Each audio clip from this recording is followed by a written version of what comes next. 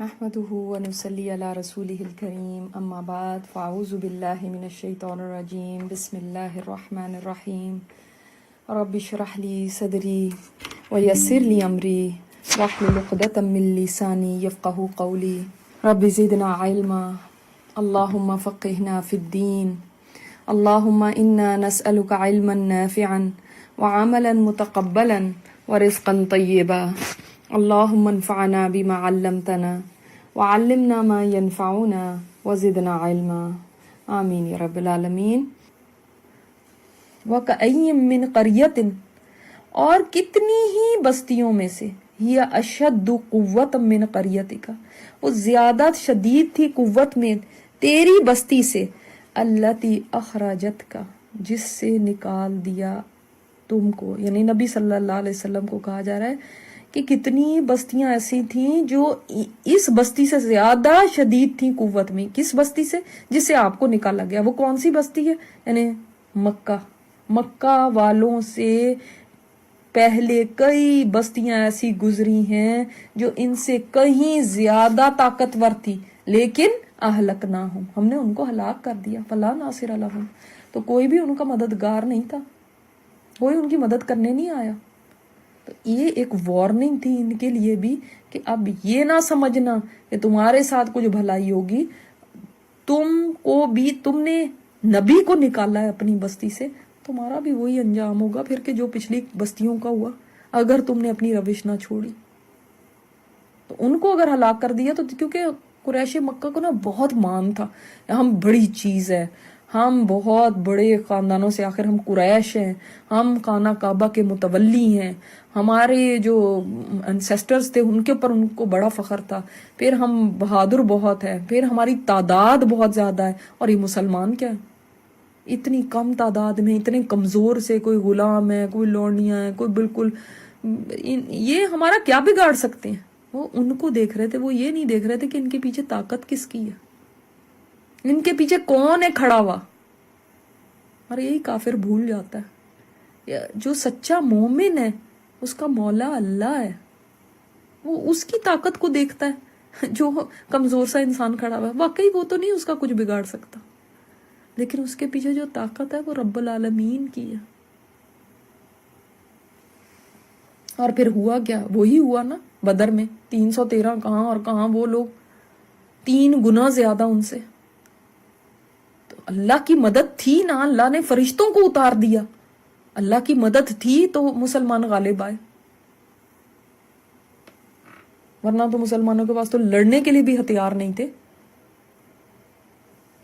تو یہ پھر اللہ کی مدد ہوتی ہے جو کافر کی آنکھوں سے محو ہو جاتی ہے۔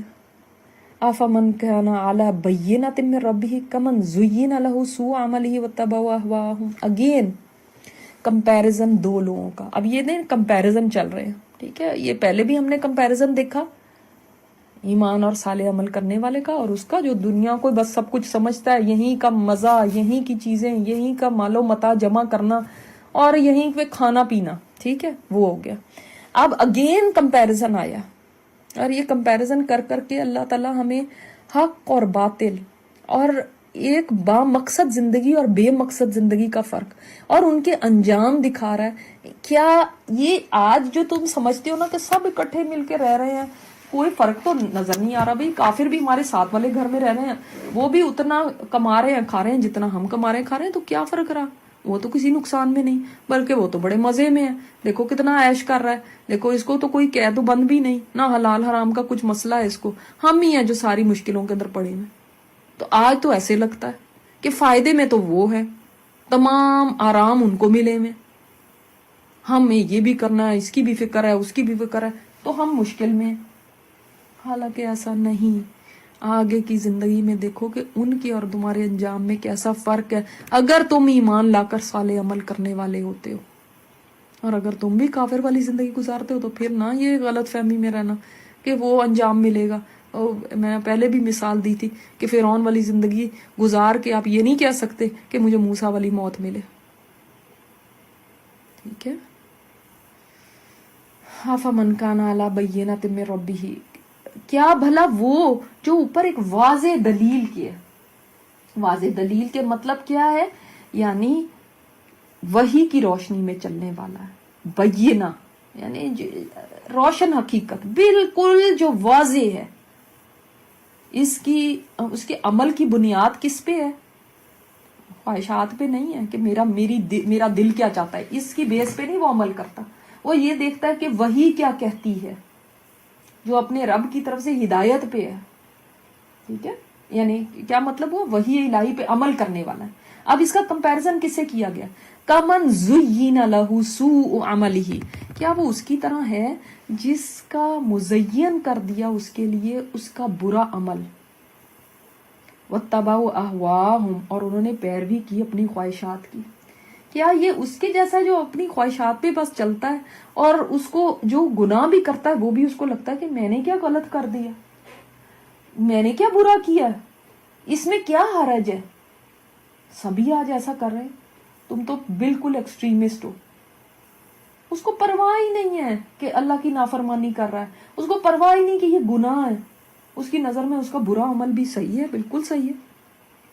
क्या खराबी है इसके अंदर? उन्हें हैरान होकर पूछते क्या खराबी है इसके अंदर, क्या गलत कर रहा हूं मैं? तो गलत काम को भी वो सही समझता है, उसके लिए जस्टिफाई करता है, उसको दलीलें देता है। मैंने कुछ गलत नहीं किया, उसके ऊपर शर्मिंदा नहीं होता, उसको बुरा नहीं समझता।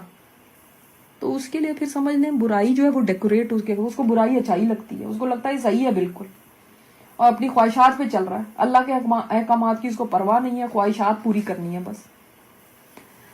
अब ये क्या दोनों बराबर है? क्या ये उसके जैसा हो सकता है? अब इसका जवाब नहीं दिया गया, क्यों? इसलिए तो जवाब बिल्कुल वाज़े है। एक मुजरिम है, दूसरा मुस्लिम है। अफनजल मुस्लिमीन कल मुजरिमीन, अल्लाह ताला ने कुरान में फरमाया क्या हम फरमाबरदारों को नाफरमानों की तरह कर देंगे? क्या बात हो गई तुम्हारी, कैसे फैसले करते हो तुम? कौन सी किताब में तुमने ये पढ़ा? ये दोनों बराबर हो जाएंगे क्या?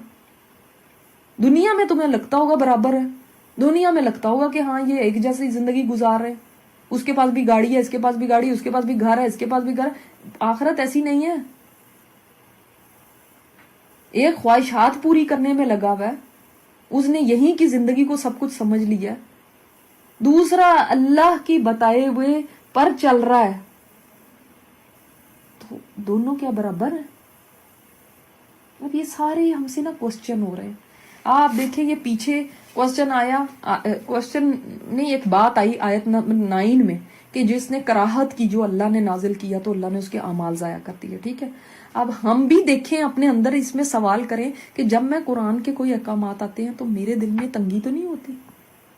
मुझे ये तो नहीं फील होता ये क्या आ गया, ये तो बहुत ही मुश्किल बात आ गई, और दिल में नापसंदगीती की आ रही हो? क्या मैं ऐसी जिंदगी तो नहीं गुजार रही जैसे अनाम गुजारते हैं, कि बस उनका शुगल, उनकी जिंदगी खाना पीना है, और इसके अलावा कहीं मैं ये तो नहीं कि जो बस मताए दुनिया से ही फायदा उठाने की फिक्र में लगी रहूं। फिर इसी तरह क्या मुझे मेरे गुनाह तो नहीं मुज़य्यन होके दिखाए जाते? इस शैतान खूबसूरत बना बना के दिखाता है कि बड़ा अच्छा कर रही है तू, बहुत अच्छा ये काम है, इसकी वजह से तुम इन रहोगी, इसकी ये जबरदस्त, ये अप टू डेट हो तुम, मॉडर्न हो तुम।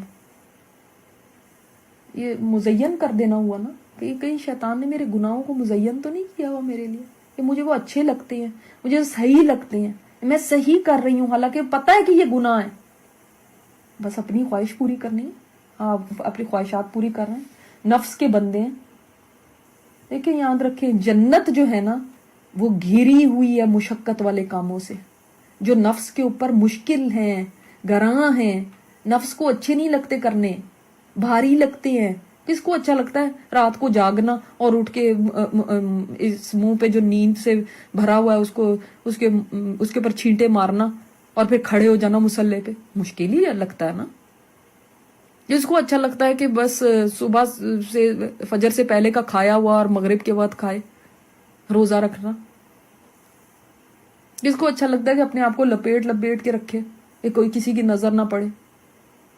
तो सोचे, खुद ही सोचे कि ये सारी मुश्किल है। किसी को अच्छा लगता है कि बस हर वक्त सच ही बोले चाहे नुकसान ही क्यों ना हो रहा। یہ نفس کے اوپر مشکل ہیں چیزیں یہ. اس کے برعکس جہنم جو ہے وہ گھری ہوئی ہے، اس کا راستہ گھرا ہوا ہے خواہشات سے اور انسان کو جو پسند آتی ہیں چیزیں ان سے. تو جس راستے پر جائیں گے وہی آگے انجام ہوگا.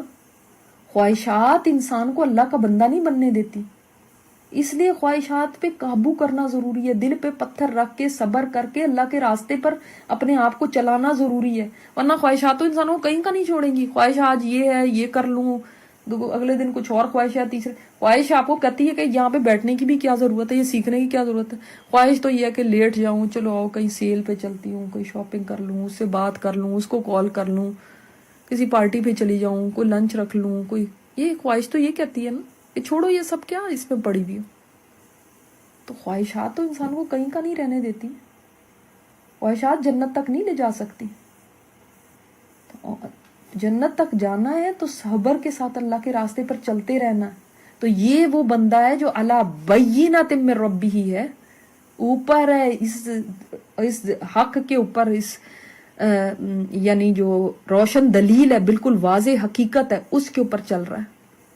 مثل الجنت التی وعد المتقون. اب یہ انجام بتایا جا رہا ہے پہلے کا اور دوسرے کا بھی.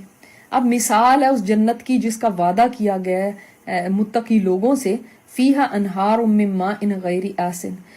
اس جنت میں ایسی نہریں ہیں. اب یہ جنت کی نہروں کا ذکر ہے اس صورت میں، صرف اس طرح اتنی تفصیل سے پورے قرآن میں سورہ محمد میں ہے نہروں کا اس طرح سے ذکر کہ ایسی نہریں ہیں جس کا پانی ایسا ہے کہ جو بدلنے والا نہیں ہے. یعنی بدلنے والا نہیں کا مطلب کیا؟ نہیں ویسے آپ پانی کو رکھیں تو پڑا پڑا بدبودار ہو جاتا ہے. جنت کا پانی ایسا نہیں ہے، اس کا ذائقہ نہیں بدلنے والا. اسی طرح وہاں پہ ایسی نہریں ہیں وَأَنْهَارٌ مِّن لَبَنٍ.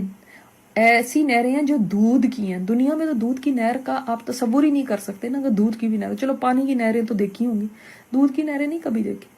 لیکن دودھ کی نہریں جنت میں ہیں اور ایسی ہیں لم یتغیر طعمہ، نہیں تبدیل ہوا اس کا مزہ، اس کا ٹیسٹ کبھی نہیں بدلتا. آپ کو پتا ہے کہ دودھ کچھ دن اگر آپ کے فریج میں پڑا رہے وہ پھر آپ اس کو ٹیسٹ کر کے دیکھیں، سب سے پہلے آپ کو ٹیسٹ سے پتا چل جائے گا کہ خراب ہونے والا. یہ اس کا ٹیسٹ ہی نہیں، خراب ہونا تو دور کی بات ہے، خراب ہونے سے پہلے اس کا ایک ذائقے میں تھوڑا ڈیفرنٹ ہونا شروع ہو جاتا ہے. اس کا ٹیسٹ نہیں بدلے گا، کبھی کھٹا نہیں ہوگا. سبحان اللہ. اس لیے کہ یہ دودھ وہ دودھ نہیں ہے جو جانوروں کے تھنوں سے نکالا گیا. یہ دودھ ایک ڈیفرنٹ ہی چیز ہے. اب جو لوگ دودھ کو نہیں پسند کرتے دنیا میں، وہ کہیں گے ہمیں کیا فائدہ، ہمیں جنت میں، ہم نے تو دودھ ویسے ہی اچھا نہیں لگتا تو ہم نے کیا کرنا دودھ کو، ہمیں تو چائے اچھی لگتی، چائے کی نہریں ہونی چاہیے. لیکن یہ نہیں سمجھتے کہ یہ دودھ تو اس دنیا کے دودھ سے کمپیریزن ہی نہیں ہے نا. اصل میں اللہ تعالیٰ ہمیں کیسے بتائیں پھر کہ وہاں پہ کیا ہے. کچھ تو ہمیں کسی چیز کے ساتھ تو انالوجی، کسی کے ساتھ تو مثال دینی پڑے گی نا. تو ہم انسان ہیں، ہماری جو لمیٹڈ دنیا ہے اسی میں سے کوئی چیز بتائی جائے گی تو ہمیں سمجھ آئے گی. وہاں پہ ایک مشروب کا بتایا جاتا، ہمیں سمجھ ہی نہیں آنی تھی وہ کیا ہے، مگر جو قریب کی مثال ذرا ایک دنیا سے دی جا سکتی تھی وہ دودھ ہے. مگر بالکل ہرگز نہ سمجھنا کہ یہ دودھ جو آپ کے فریج میں پڑا ہوا، ٹھیک، کیونکہ یہ جانوروں سے لیا ہی نہیں گیا تو پھر کیسے ہو سکتا ہے وہ. اور یہ دودھ کی طرح ہوتا تو پھر تو خراب ہو جانا چاہیے تھا، وہ تو خراب ہی نہیں ہوتا. وَأَنْهَارٌ مِّنْ خَمْرٍ لَذَّةٍ لِّلشَّارِبِينَ. اور نہریں ہیں شراب کی جو بہت لذت والی ہے پینے والوں کے لیے. دنیا کی شراب کیسے بنتی ہے؟ پھلوں سے بنتی ہے، ان کو گلا سڑا کے، اور جب سڑاند پیدا ہو جائے تو پھر ان کو اس سے بنتی ہے. یہ وہ شراب نہیں ہے جو پھلوں سے بنی ہو. یہ شراب کچھ اور ہی شراب ہے، اس لیے کہ دنیا کی شراب تو سڑتی ہے، بدبودار ہوتی ہے. یہ تو لذت للشاربین ہے. اس دنیا کی شراب کا تو مزہ اچھا نہیں ہوتا، نشے کے لیے لوگ اس کو پیتے ہیں، مزے کے لیے نہیں پیتے کہ وہ ٹیسٹ بہت اچھا ہے. وہاں والی شراب مزہ ہے پینے والے کے لیے، لیکن اس کی خرافات ویسی نہیں ہیں، اس کی جو برائیاں ہیں وہ دنیا کی شراب والی نہیں ہے کہ سر چکرانے لگے اور لوگ الٹیاں کرتے ہیں، کہیں گرے ہوتے ہیں، کبھی نشے میں ایسے دھت ہو جاتے ہیں. اس قسم کی کوئی بھی چیز اس میں نہیں ہے. तो फिर इससे क्यों कंपेयर किया गया? इसलिए कि दुनिया में जो लोग शराब से अपने आप को बचा के रखें, देखो अल्लाह ने उनके लिए वहां एक शराब रखी है, गो कि इससे बिल्कुल कंपैरिजन नहीं है। मगर जिस जाहिर है फिर अगेन मिसाल किसी दुनिया के मशरूब से देनी है ना। वह अनहार मिन आसल मुसफ़ा, और सफ़ाफ शफाफ जो शहद होगा, दुनिया के शहद की तरह नहीं ये मक्खियों के पेट से निकला हो, वो कभी उसके अंदर कोई मक्खी की टांग भी नजर आ जाती है, कोई मक्खी का पर नजर आ जाता है, ऐसा शहद नहीं है वहां पे। वो शहद मक्खी से मिला ही नहीं है, तो फिर वो उसकी मिसाल इसके साथ उस तरह से नहीं हो सकती, सिर्फ हमें समझाने के लिए है, याद रखिए।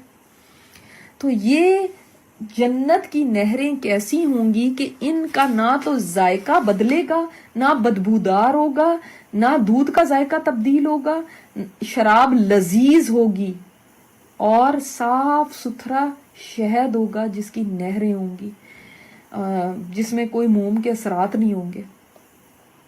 तो जन्नत में कितनी नहरें हो गई हैं, पानी की भी है, शहद की भी है, दूध की भी है, शराब की भी है। तो और ये नहरें जो हैं ये जन्नतुल फिरदौस से निकलती हैं। ये वहां से, यानी जन्नतुल फिरदौस जो है वो छत है, जन्नतुल फिरदौस की छत है अल्लाह ताला का अर्श, और वहीं से ये नहरें फूटती हैं। और ये नहरें दुनिया की नहरों की तरह खोद के नहीं जमीन के अंदर से निकाली गई, जैसे नहीं।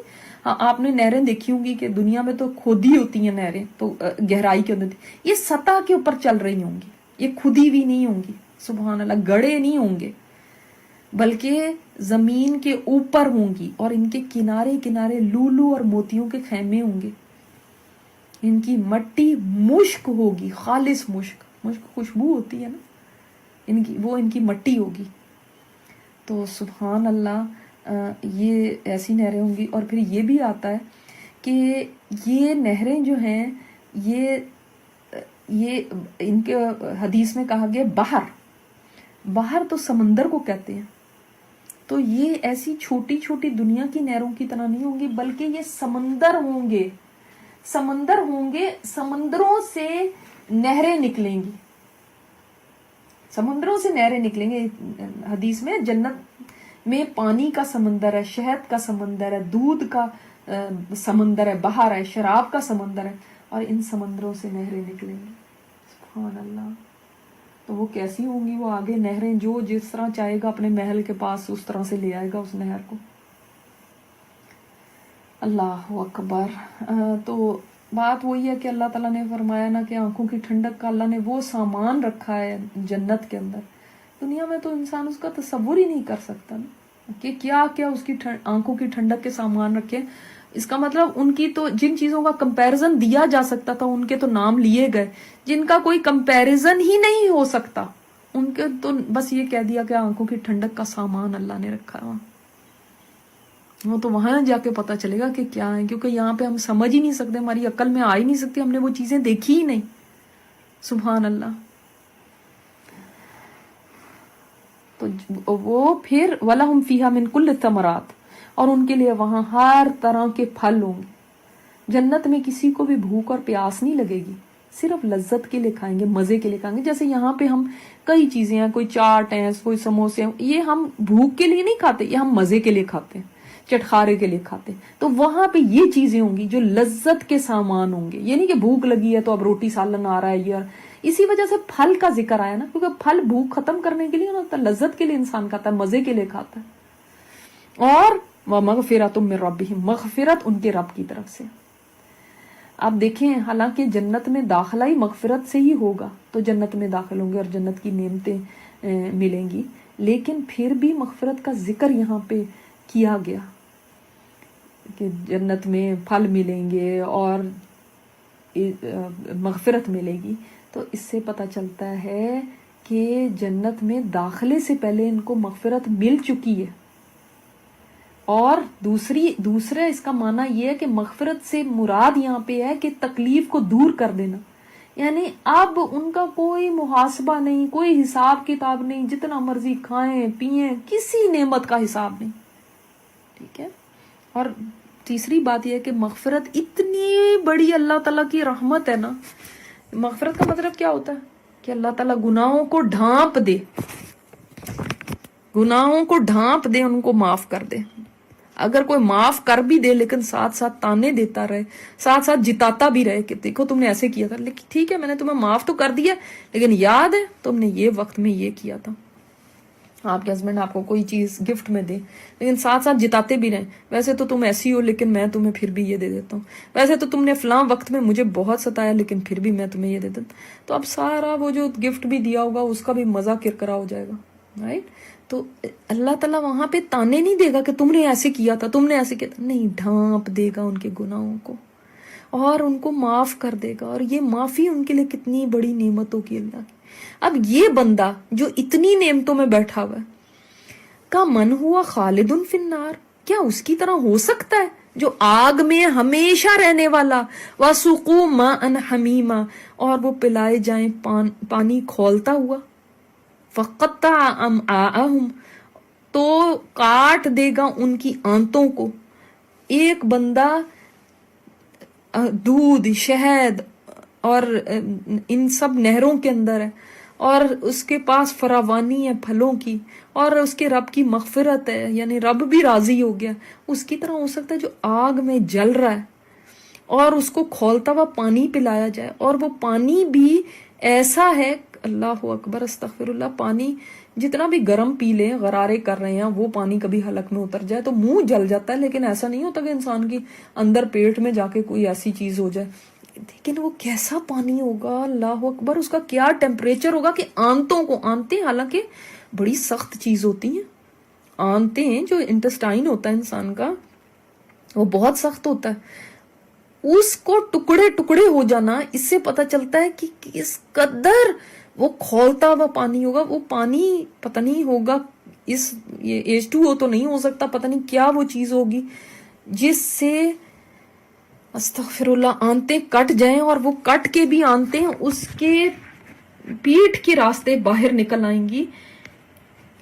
ऐसी सजा में जो इंसान हो और हमेशा के लिए रहने वाला हो, क्या ये दोनों बराबर हो सकते हैं?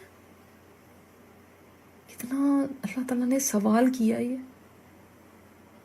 जब नहीं हो सकते तो तुम फिर अपना अंजाम किन में देखते हो, और फिर तुम क्या चूज करते हो, क्योंकि ये सारा डिपेंड करता है। ये पीछे जो बात आई आयत 14 में, इनके अंजाम है, इन दोनों के ये अंजाम है। पहले वाले का अंजाम पहला है, दूसरे का दूसरा है। एक ख्वाहिशात का बंदा है, एक दूसरा रब की दलील के ऊपर चल रहा है। अंजाम कितने डिफरेंट है ना। तुम किस पे चलना चाहते हो? याद रखो, दो ऑपोजिट तरफ चलने वाले एक मंजिल पे नहीं पहुंच सकते।